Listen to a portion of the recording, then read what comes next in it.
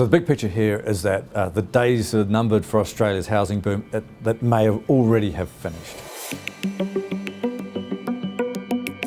Look, we're expecting prices to drop 14% between a peak around about the middle of this year and an eventual trough in early 2024.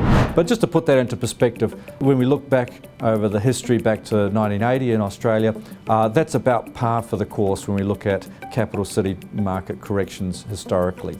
So drawn out, more broadly based this time around, but it's a garden variety price correction rather than a severe one. So sentiment-wise here and now, still reasonable momentum, reasonable expectations around prices, but turnover does look to come well off its highs, and the worm's starting to turn on prices.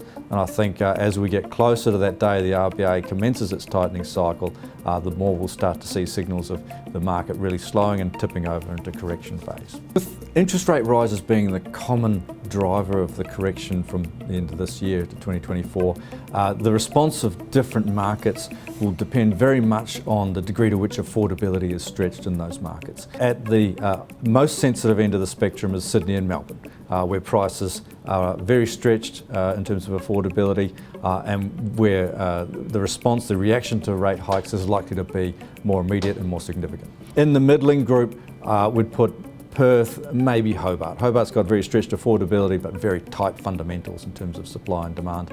Perth has kind of not really seen the same run up in prices. They're likely to be less sensitive to interest rate rises, although perhaps Hobart you could put in the Sydney-Melbourne camp. And then at the other end of the spectrum you've got Brisbane and Adelaide, where in fact in contrast to the other markets so far that have shown a cooling in price growth, those two markets have seen a significant surge in price growth since late last year, or the middle of last year. And part of the reason there is that affordability is not nearly as stretched in those two markets. There's plenty more headroom around affordability. All markets will move into correction phases, but there'll be significant variations really coming back to that sensitivity to interest rates and affordability.